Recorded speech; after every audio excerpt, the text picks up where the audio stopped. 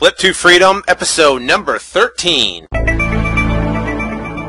Hello again, my name is Sean Tarrant. I'd like to welcome you to the Flip to Freedom podcast. We're doing episode number 13. Now, I'm here to help you escape the 9 to 5 and live the lifestyle of your dreams by learning how you can make a fortune flipping properties in your spare time, even if you're brand new and you're just getting started today. Now, in this episode, I'm going to discuss how to write a contract, what clauses you must have in your contract before presenting it to a seller, and a story about two different investors. Now, if you'd like to receive my comprehensive blueprint, it's a 129-page ebook on exactly how to quit your job in 19 weeks or less, please visit flip2freedom.com. All right. Now, I went to a story about these two investors. Now, I was working with the two of these different investors, and the first one was a gentleman that was working a job. His wife was a stay-at-home mom taking care of the kids, and very motivated. Sat down with him, and he basically, what I did was laid out an entire plan on how he could start getting leads coming in, and be able to take those leads and be able to make income and quit his job. This was about 2-3 weeks ago. So I sat down with him, and he basically took the information and went and applied it immediately. Went out and put out bandit signs on the weekend, put 100 on a Friday, 100 on a Saturday, kept on doing that. Also went out and sent a yellow letter that his wife wrote, hand-wrote these yellow letters and sent them to the absentee owners, a list that they got for absentee owners. So if you want to visit, go to yellowletter.com, and you can kind of see what a yellow letter is. It's one of our main marketing pieces that we use to get unbelievable response and be able to get some great deals. But that is in our marketing for sellers, and you can listen to that in one of the previous episodes. I think it's episode number 4 or 5. Or you can download Flip to Freedom ebook, and it's in there as well. Now, so that's the first one. You know, the first investor I worked with, very motivated, took the information, applied it, took action, pushed through it, and put the information out, put the letters out, and they now have 2 deals under contract that came from various forms of marketing that they were doing. They spent very, very little money just on notepad and paper and some signs to put out that they hand wrote. So there wasn't not a lot of money in marketing, but they got 2 deals, and each deal could result in a 5,000 plus profit in that form. So for the first handful of weeks getting started, they could have a pretty good profit margin. Now that's the first investor. Took action, pushed through any obstacles, and made it work. Now, second investor I met with over at a Starbucks, sat down, and this investor actually went through, not really investor, it was a person wanting to get involved in real estate, went through all these different courses, took, I don't want to name the names or anything like that, but took all these different, very, very expensive courses, over $1,000 a piece on each one, took all the information, was currently unemployed, and sat down. I pretty much laid out a plan. Said, hey, listen, if you follow this plan specifically, you'll get results. Didn't have a lot of money to do any marketing, so I said, hey, listen, start with bandit signs. That's something, if you have very little money, you can put bandit signs out on weekends. You can start getting calls, leads coming in, and those leads will turn into deals, and those deals will turn into money. So I told him, said, hey, start putting those signs out. And see, the thing is that when you get started, you start to build what's happening. You build momentum. You're sending letters out. You get signs that are going out. You build a momentum. You start getting more and more calls coming in every single week because of the previous marketing that you've done earlier in the week or months. So what he does, he goes out and he puts out, I told him to put out 100. He puts out 25. And calls me up and says, hey, I just want to let you know I put out 25 signs just as a test to see if this would work. Now, we know it works. We've got results off it. I put signs out every weekend. I don't. We have a crew that actually puts out signs for us now. But, we know it works. There's results. There's deals that we even other people have been working with got made money off. There's a success story on there. Go to our case studies on our website at flip2freedom.com. It was a story of soul marketing, a guy named Matt. Didn't know anybody here in Phoenix. Got started, and just putting out Bandit signs made $7,800 in his first 3 weeks. So it works for sure. So, but he's going to go test it. Okay, so he puts out 25 just to test it. Calls me up and says, "Hey, I put out 25. I didn't get any calls. I'm going to go look for a job." I said, "Okay, so go ahead. You know, I'm not going to convince the guy." That this works. I don't have to. First off, I don't have the time to convince him to do it, and second off, I didn't really want to. So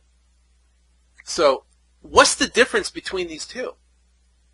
The difference is that they have the same tools. I mean, both use Bandit signs. They could use letters if they wanted.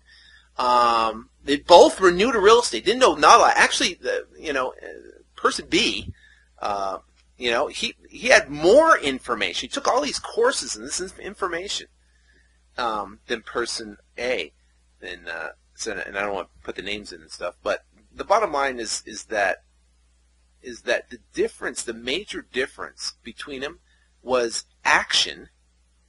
They listened, right? Took action, and they had tenacity and relentless to basically pursue that goal. They wanted it bad enough. Now, I happen to read this quote I thought was awesome by Louis Pasteur from 1822 to 1895. And he says this: "Let me tell you the secret that has led me to my goal. My strength lies solely in my tenacity." That is great. So his secret, and the secret that First Investor is telling you about, the secret was tenacity. Went out, he put the signs out, put the letters out, kept on doing it. There was a time they called me up and go, "I don't know, it's the second weekend, they had some calls coming in, deals weren't any good deals, but I said, listen, keep at it, keep doing it, keep putting signs out, and you will get a deal. For every 25 calls you'll get one deal out of that. You'll get 25 calls, 24 of them aren't going to work, but there's be one out of that 25 that will work." So the question is, when you get started in real estate, which one are you going to be? Are you going to be like Investor A that's going to go out there and make stuff happen and not get discouraged and just plow through it and have the tenacity to make it work? Are you going to be like Investor B that goes out and just test it? Put out 25 signs and see if it works. Well, listen, you know what? If you want to pursue success and you want to pursue a lifestyle that most people only dream of, you don't test it. You just do it. You just go out and you make it happen. When I first got started, like I told you, I went out knocking on doors. I didn't go knock on 5 doors and test it. I went out and did it. I went out and knocked on as many as I had to knock on until I got a deal. So be that person A. Make it happen. Do whatever it takes. Push through any type of obstacles you have and make it happen. All right, enough on that. Let's move on. Now let's talk about contracts. Contracts are very important. You've marketed. Let's say you put the signs out. You got the letters. Now you got people calling in. Now you're going to set an appointment. You're going to go meet with the seller. You're going to sit down with the seller, and they say, "Yes, I'm in. Let's do it. I want to sell. Let's go." Now, you want to be prepared. You want to have your information with you. You want to have their comparable sales. You want to have, I usually print out a tax sheet, everything about the property. You can find probably in your local tax assessor site. Also, too, I have contracts already pre-filled out and done. Now, I like to use the regular residential purchase contract that every realtor uses here locally in the area. Now, you can get that contract from your board of realtors. They can have it, or just call up a realtor. Now, by this point, you should be putting your team together and having a realtor you can work with or refer leads to, and they can get you comparable sales via MLS. So, if you're working with a realtor, they should be able to send you via PDF, email, a blank, contract that they use in every single day in their business to write contracts. That is the absolute best contract to use because it's a state is not the Arizona, it's the Board of Realtors contract that they specifically use. Now, what I do is I have all the contracts pre-filled out. I have the contract out, and I go through each page, and I fill out as much information as I can. Obviously, with not having the seller's information, but all the information I can, I go through each contract. Now, if you have a question about what to fill out on the contract, you can call that realtor friend, and they will help walk you through the contract on what questions you might have. So you can fill out, get everything completely filled out beforehand.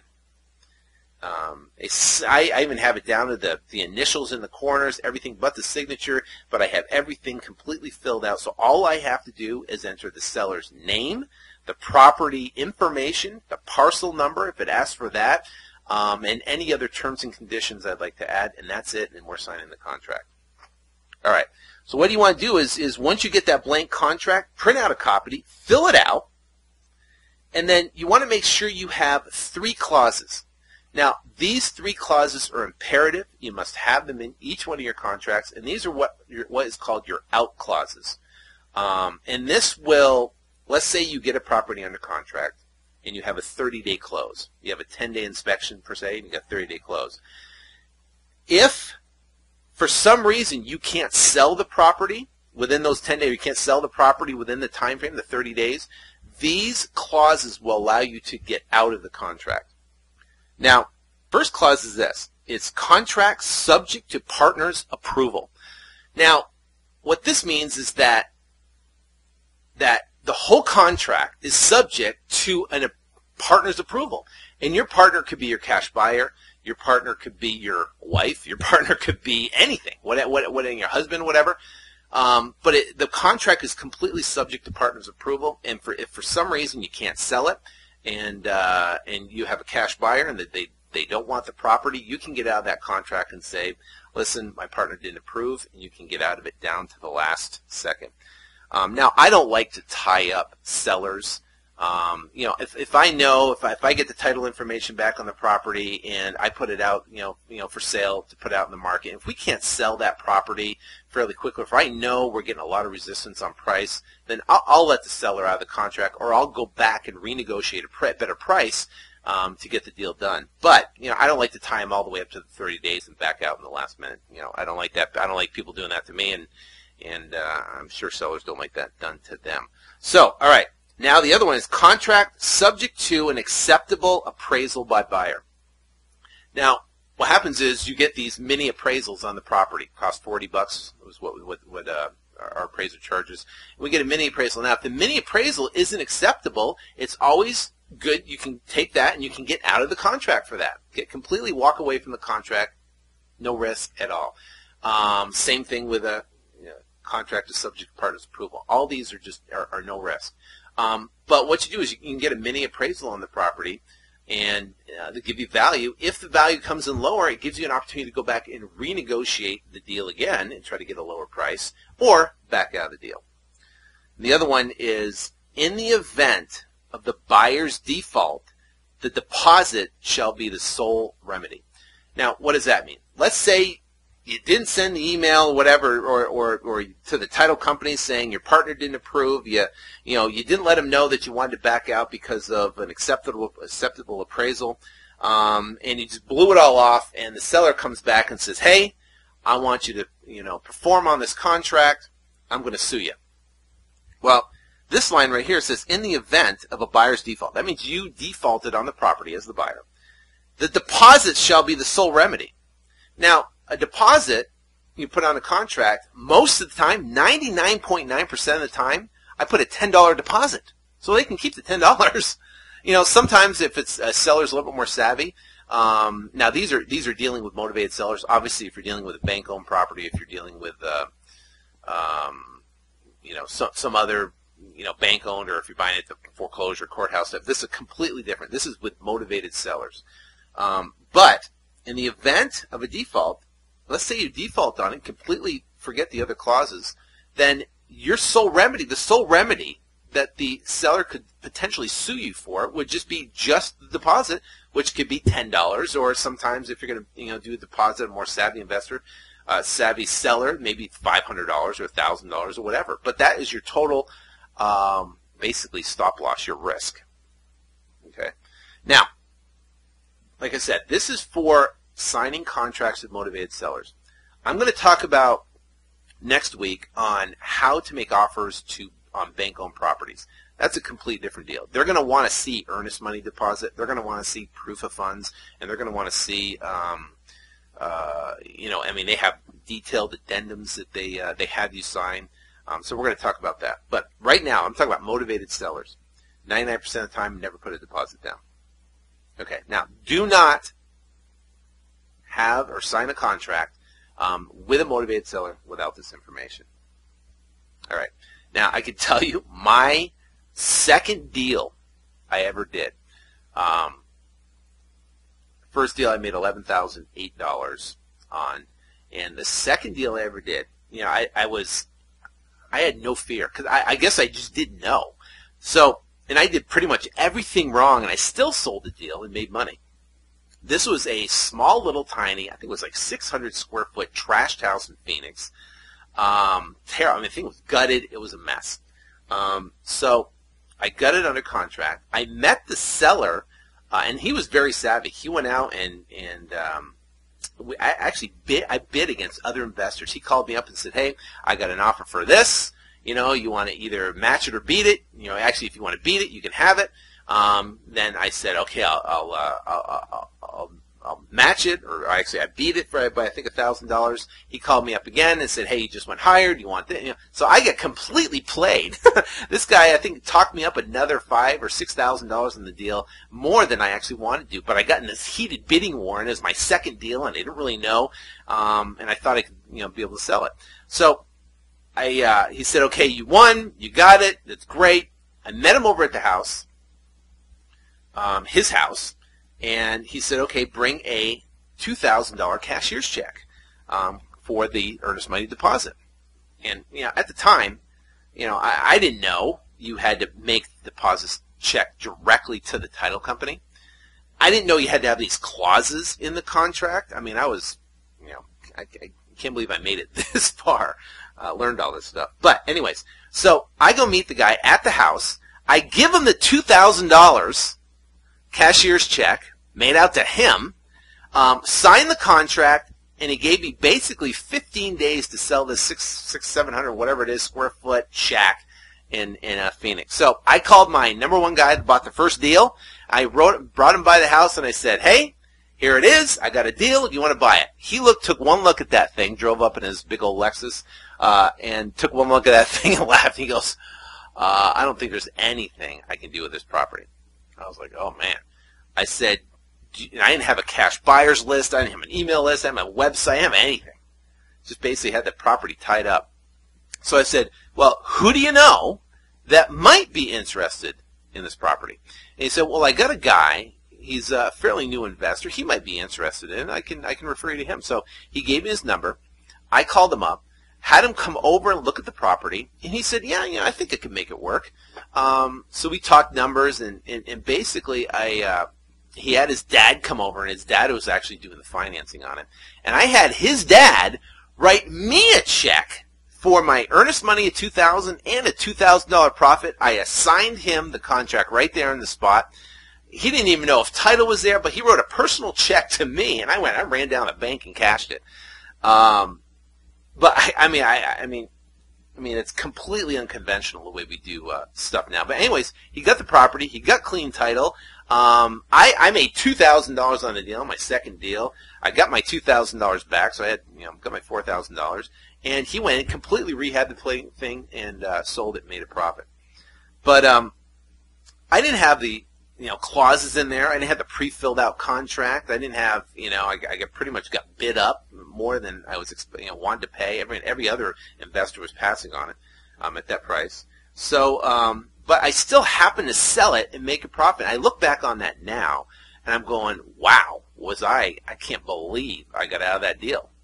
Because because they could have easily come back and sued me for specific performance, and I would have had to find a way to purchase that property.